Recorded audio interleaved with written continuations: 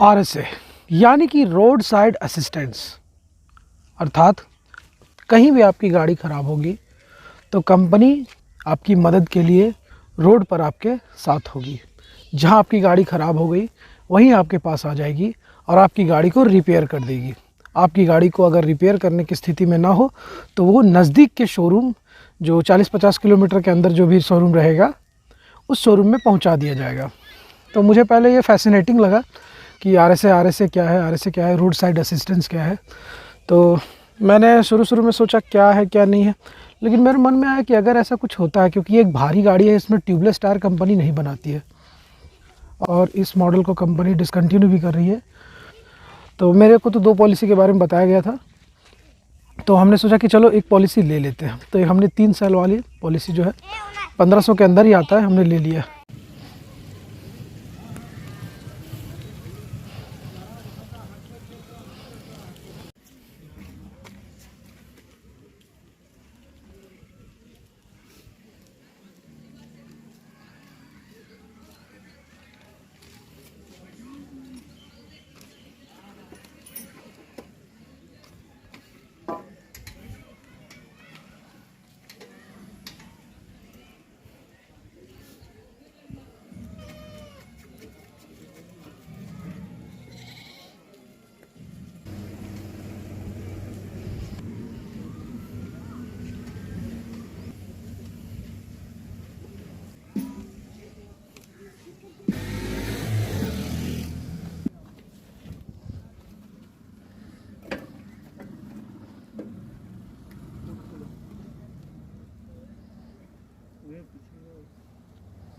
तो आपकी गाड़ी अगर बिगड़ जाए तो ये लोग एट द पॉइंट पहुंच के आपकी गाड़ी को रिपेयर कर देते हैं और ये 1-2 घंटे में पहुंच भी जाते हैं। तो जैसे ही हमने इन लोगों को बुलाया, ये लोग पहुंच गए।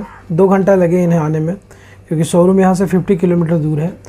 तो फ़ोन हमने 9 बजे किया था, ये 11 साढ़े 11 बजे यहाँ पर आ गए हैं और इन्होंने अपना काम शुरू कर दिया है एक्सेलरेटर वायर को बदलने का।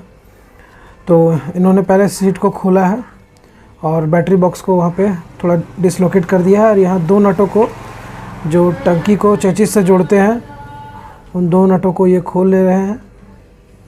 अब खोलने के बाद ये आगे की कार्रवाई कर रहे हैं, धीरे धीरे नटों को खोल रहे हैं।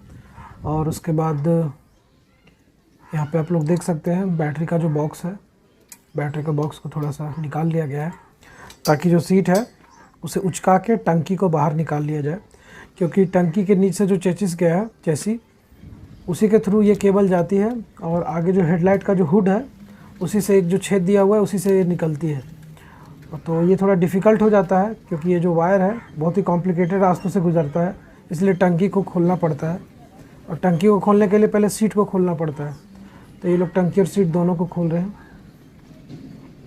तो टंकी में कई सेंसर्स और वायर लगे हुए होते हैं, तो उनको ये लोग धीरे धीरे निकाल लिए हैं और टंकी को साइड में रख लिया जाएगा। और टंकी को साइड में अगर रख लिया जाएगा उसके बाद इसका काम आगे का किया जाएगा। देखिए खुलने के बाद कुछ ऐसा दिखती है गाड़ी हमारी। काफ़ी मोटी पाइप का यूज़ किया गया है इसमें। तो इन्होंने टंकी को यहाँ पे रख लिया है और अब ये फाइनली इस पुराने केबल जो टूट गया है उसको, जो बटन का जो सेट होता है उससे अलग करके और नया केबल लगाने के लिए उसको खोल रहे हैं। ये पुरानी केबल को उसके जगह से डिसलोकेट कर रहे हैं। तो नया जो थ्रॉटल केबल इसका नाम है, तो जो एक्सेलेटर होता है उसको ये लोग थ्रॉटल बोलते हैं। तो एक्सेलेटर को थ्रॉटल भी बोला जाता है। एक्सेलेटर तो गांव देहात में तो हम लोग एक्सेलेटर ही बोलते हैं, और हम लोग एक्सेलरेटर भी नहीं बोलते, उसका एक्सीलेटर बोलते हैं। नॉर्मली जो गांव में होता है नॉर्मल वही बोल रहा हूँ। तो उसके लिए नया एक्सेलेटर यानी एक्सेलरेटर यानी थ्रॉटल केबल को लगाया जा रहा है। तो ये पुराना थ्रॉटल केबल जो है उसको निकाल लिया जाएगा और नया वाला लगा दिया जाएगा। पुराने को जो उसकी मूल जगह है वहाँ से थोड़ा सा निकाल लिया गया है और नए वाले को सीट पे रख दिया गया है और जल्द ही उसे निकाल लिया जाएगा।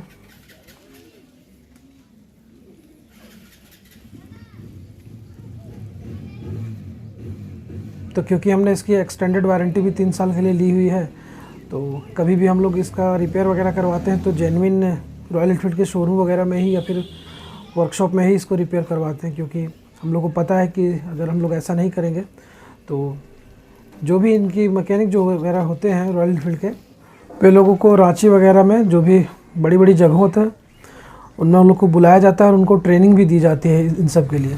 जबकि लोकल मैकेनिक को कोई प्रकार की ट्रेनिंग नहीं मिलती है, जिसके कारण वो नई टेक्नोलॉजी को गलत तरीके से लगा देंगे तो उसमें आपका नुकसान है।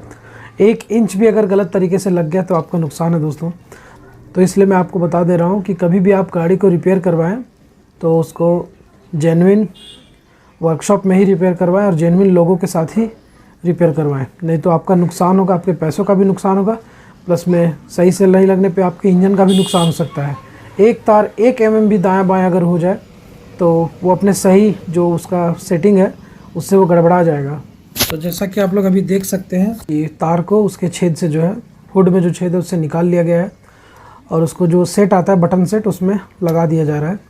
तो उसको टाइट करने के लिए ये लोग लग गए हैं दोनों, और यहाँ कुछ बच्चे भी आ गए हैं देखने के लिए कि क्या हुआ है इनकी गाड़ी को, क्या हुआ है इनकी गाड़ी को।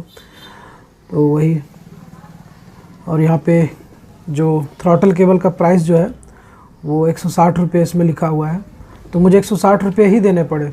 इसमें कुछ डिस्काउंट वगैरह था तो उन्होंने बोला कि शोरूम में जाइएगा तो आपको वो डिस्काउंट जो है वो आपको मिल जाएगा, यहाँ पे आपको नहीं दिया जाएगा डिस्काउंट।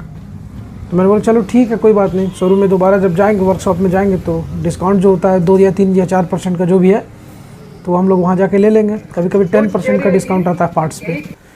तो उन्होंने हम लोग को बहुत अच्छा कोऑपरेट किया इन दोनों ने। और जब मैं गाड़ी लेने के लिए डिलीवरी लेने गया था वहाँ भी इन दोनों को हमने देखा था। ये दोनों बहुत ही अच्छे हैं, इनका व्यवहार बहुत ही अच्छा है। ये लोग अपने काम से मतलब रखते हैं, ये आप लोग को ओवर स्मार्ट ये नहीं है, ये बस अपने काम से मतलब रखते हैं, आपके साथ ये अच्छा व्यवहार करते हैं। तो ये इन दोनों की सबसे ख़ास बात है और ये लोग आपको बहुत कोऑपरेट करते हैं। आप कभी भी इनसे बात कीजिएगा, अगर हजारीबाग के शोरूम जाएगा राइडर्स पॉइंट तो आप कभी भी इन लोगों से बात कीजिएगा तो उनको आपको ऐसा नहीं लगेगा कि ये लोग ओवर बोल रहे हैं। ये लोग हमेशा कोऑपरेट करके चलते हैं। ये दोनों के दोनों, इनका स्टाफ जो है, हर एक स्टाफ का मतलब कि स्थिति, मतलब बोलने की शैली है, आचरण है, वो बहुत ही अच्छा है। मेरे साथ तो बहुत अच्छा व्यवहार करते हैं लोग, हमेशा जब भी मिलते हैं हंस के बात करते हैं और मेरा काम तुरंत कर देते हैं।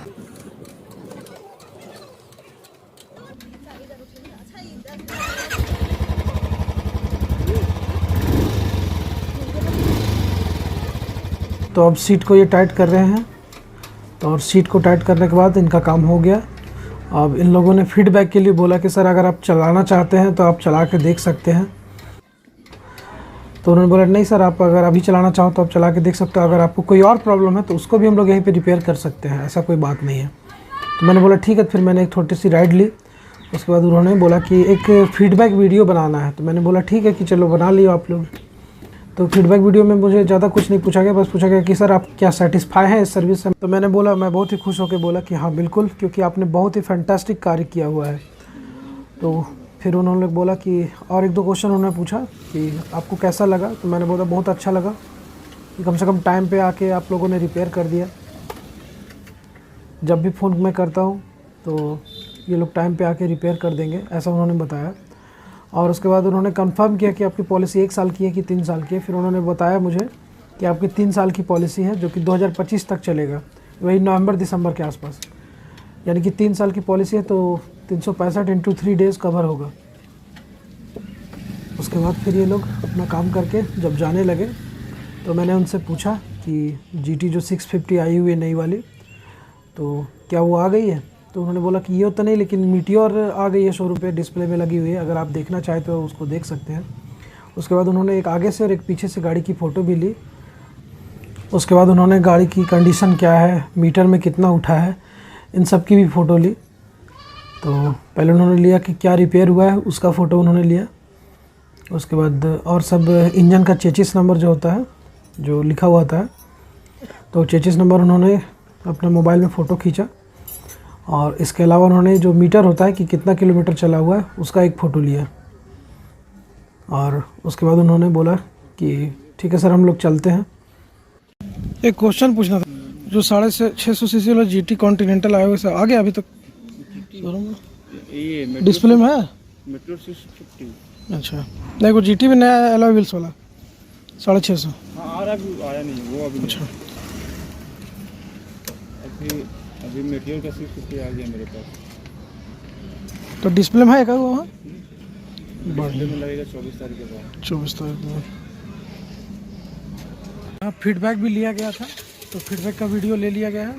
अभी लोग वापस जा रहे हैं फिर। तो हमने इस गाड़ी की जो है वो 3 साल वाली पॉलिसी ले ली और आज हमें अपने फ़ैसले पे बहुत ज़्यादा अच्छा लग रहा है, बहुत ही कॉन्फिडेंट लग रहा है। क्योंकि कल शाम को जब मैं वापस घर जा रहा था तो अचानक से एक्सेलरेटर का वायर टूट गया और एक्सेलरेटर बहुत ही ज़्यादा जाम चल रहा था पिछले 6-7 दिनों से। तो इसके कारण गाड़ी थोड़ी हेवी लग रही थी चलाने में। तो मुझे लग रहा था शायद ये गाड़ी अचानक से हेवी हो गई, हो सकता है कि ये हेवी रहेगी हमेशा। लेकिन बाद में पता चला कि इसकी जो एक्सेलरेटर का जो वायर है वो अचानक से कट गया था। तो एक्सेलरेटर का वायर अचानक से कट जाने की वजह से ये प्रॉब्लम हुई। तो एक्सेलरेटर का वायर उन्होंने आकर के ठीक कर दिया। और RSA क्या है और RSA का फुल प्रोसेस क्या है कि कभी भी आपकी गाड़ी ख़राब होगी तो इसमें कुछ नियम और शर्तें होती हैं। उन शर्तों पे आप अगर अपनी गाड़ी को रिपेयर करवाना चाहें तो वो फ्री में आके आपका रिपेयर कर देंगे। और अगर आप पेट्रोल ख़त्म हो गया, गाड़ी का पंचर हो गया, तो वो भी फ्री में बना देंगे। मतलब पेट्रोल आपको सिर्फ पेट्रोल का कॉस्ट लिया जाएगा, आने जाने का उनका खर्चा नहीं लिया जाएगा। और अगर कुछ गड़बड़ हुई तो आने जाने का पैसा नहीं लिया जाएगा, बस आपका जो गड़बड़ी है और जो सर्विस चार्ज है वो लिया जाएगा। मेरे केस में सर्विस चार्ज भी नहीं लिया गया क्योंकि मेरी गाड़ी नई थी, तो शायद उसकी पॉलिसी में ऐसा होता होगा कि जब तक फ्री सर्विसिंग है तो एनवर्क चार्ज नहीं लिया जाएगा। जो इंसान यहाँ पे काम करते हैं वो नहीं लिया जाएगा फ़िज़िकल चार्ज। तो हुआ ये कि जैसे ही मैं सुबह उठा, वो हमारी शिकायत जो है हमने रॉयल एनफील्ड की जो है प्ले स्टोर पे आती है, प्ले स्टोर पे एक ऐप आती है रॉयल एनफील्ड की, तो उस ऐप में हमने शिकायत दर्ज कर दिया था। तो जब शिकायत दर्ज किया तो उधर से हमें कॉल बैक आया, मतलब कॉल नहीं आया तो हमने ही कॉल कर दिया उधर। हमने सोचा कि कॉल करेंगे तो लेट होगा, उससे अच्छा हम ही कॉल कर देते हैं। उधर से कॉल आएगी तो हो सकता है लेट होगा, तो हमने ही कॉल कर दिया। तो जब हमने कॉल किया तो उधर से वापस उनका जवाब आया कि सर अभी तो सब बिज़ी है, लेकिन 10 बजे हम लोग खुद आपको कॉल कर लेंगे। तो 10 बजे RSA की टीम के द्वारा कॉल आया कि सर आपका जो शोरूम है वो आपका एड्रेस कंफर्म करना चाहता है। तो हमने अपना एड्रेस जो नॉर्मल था सो बता दिया। तो उसके बाद 2 घंटे के बाद 9 बजे 10 बजे तक हमने ये कंप्लेन किया। 11 से 12 के बीच में वो लोग आ गए, 2.5-2 घंटे, मतलब 2 घंटे के बाद वो लोग आ गए और वो लोग अपने काम पे लग गए। और उन्होंने फर्स्ट क्लास टंकी वगैरह खोला। और जैसा कि आप लोग देख सकते हैं कि ये जो वायर होती है एक्सेलरेटर की, ये जो एक्सेलरेटर की वायर होती है वो इधर जो है बॉडी से घुस करके फिर इधर से निकल करके और अंदर ही अंदर यहाँ पे आती है, यहाँ तक वो वायर आती है इस जगह पे, तो एक्सेलरेट करती है यहाँ पे। तो पूरी टंकी को उन्होंने खोला, सीट को ऐसे करके ऊपर किया, ये बैटरी का बॉक्स पूरा खोला। मतलब उन्होंने पूरा एकदम मेहनत किया, उन्होंने लगभग आधा घंटा उसमें दिमाग लगाया और इसको बना के गया। इसके लिए सिर्फ मुझे चार्ज किया गया 160 रुपीज़, जो कि सिर्फ ये थ्रॉटल केबल का चार्ज होता है। और उसके बाद से मुझे लग रहा था कि गाड़ी जाम हो चुकी है, इसलिए हो सकता है रॉयल एनफील्ड की सारी गाड़ियाँ जाम चलती होंगी, लेकिन नहीं। उसके बाद से ये इतना फ्री हो गया है कि बहुत ही अच्छा स्मूथली चलने लगा है। और मुझे लगता है कि इस तरह तो 1-2 बार और हो सकता है कि बिगड़ जाए, तो मैं इसको अच्छे से यूज़ करूँगा और कभी अगर मौका लगे तो इसको ग्रीसिंग करवा दूँगा, जिससे ये और भी स्मूथ हो जाए। तो ये हमारी गाड़ी है। जब वो लोग जाने लगे तो थोड़ा देर रुक गए और उन्होंने बोला कि हमें एक फ़ीडबैक के लिए वीडियो बनानी है। तो मैंने बोला कि हाँ बना लीजिए, कोई दिक्कत नहीं। तो उन्होंने हमें पूछा, काफ़ी अच्छा कोऑपरेट किया उन्होंने और बहुत ही अच्छे तरीके से पूछा कि सर आपको कोई दिक्कत तो नहीं, परेशानी तो नहीं है। तो मैंने बोला मुझे कोई परेशानी नहीं है। तो उन्होंने फिर वीडियो बनाया, 1-2 क्वेश्चन पूछे, तो मैंने उसको अच्छे से जवाब दे दिया। और जैसा कि आप लोग देख सकते हैं कि ये गाड़ी मैंने अपने पापा के लिए लिया हुआ था, क्योंकि मैंने पापा को ध्यान में रख के ये गाड़ी लिया हुआ था। बचपन से ही हर लड़के का सपना रहता है कि स्पोर्ट बाइक लेने का। तो मैं पिछले बार जब जाने लगा स्पोर्ट बाइक लेने के लिए, तो पिछली बार तो वो स्कूटी ले लिया, तो 2017 में, तो फिर गाड़ी का हमारा विचार पोस्टपोन हो गया था। फिर मैंने इस बार फिर सोचा कि चलो गाड़ी ले लेते हैं। तो डिसाइड हुआ होंडा शाइन। पल्सर NS 200 भी देखा गया, लेकिन उसमें फ़िलहाल होंडा शाइन, फिर हम लोग डिसाइड किया कि होंडा शाइन लिया जाएगा। और पापा का कहना था कि CT 100 या हल्की गाड़ी कोई ले लो, TVS XL भी जा सकते हो। TVS XL मुझे थोड़ी छोटी लगी, इसलिए मुझे अच्छा नहीं लगा। तो उन्होंने कहा CT 100 ले सकते हो। तो मैंने फाइनली होंडा शाइन फिक्स कर दिया। नीरज भी गया था साथ में, तो नीरज को भी होंडा शाइन बहुत पसंद आई। हम लोगों को एक ही ब्लू कलर, वो हम दोनों दोस्तों को पसंद आ गया था। तो हम लोगों ने सोचा कि चलो डार्क ब्लू कलर ही ले लिया जाए। तो हम दोनों ने बुकिंग किया हुआ था, मतलब बुकिंग करने ही वाले थे कि तो मेरे छोटे भाई ने कहा कि भैया अगर आपने वो गाड़ी ली तो मैं दोबारा उसमें नहीं बैठूँगा। और उसको सुबह सुबह स्कूल जाना होता है, तो स्कूल जाने के लिए उसको बस तक पहुंचाना पड़ता है। तो उसके लिए उसने बोला कि रॉयल एनफील्ड की कोई गाड़ी लेनी चाहिए। तो पहले तो उसने बोला ड्यूक की ओर जाया जाए, तो मैंने बोला कि ड्यूक पापा नहीं चला पाएंगे फिर। तो फिर वो ऐसा सीन बना कि ये गाड़ी पसंद आ गई हम लोग दोनों भाइयों को। एक्चुअली उसे क्लासिक पसंद आई थी। क्लासिक में भी एक डार्क ब्लैक का एडिशन आता है, वो वाला उसको स्टील्थ ब्लैक या डार्क ब्लैक ऐसा करके कुछ था, उसको पसंद आया था। लेकिन जब ये गाड़ी मैंने उसे इंटरनेट पे दिखाई तो ये गाड़ी सबको पसंद आ गई। पापा को हम लोग पहले नहीं बताया था कि ये गाड़ी हम लोग लेने जा रहे हैं। वैसे तो एक दो बार स्टेटस में भी ये गाड़ी हमने डाली थी, लेकिन पापा को हमने बताया नहीं था कि ये गाड़ी हम लोग लेने जा रहे हैं। तो सीन ऐसा बना कि ये गाड़ी हम लोग अचानक से छठ के दिन लेके आ गए और पापा को फ़ोन करके और व्हाट्सएप पे डाल दिए। अब पापा बेचैन, पापा फिलहाल हमारे पंजाब में रहते थे उस समय, अभी भी पंजाब में ही हैं। तो अचानक से वो ट्रेन बैठे अचानक से और गाड़ी देखने के लिए आ गए। और फिर 2-3 ट्रिप पापा भी मारे।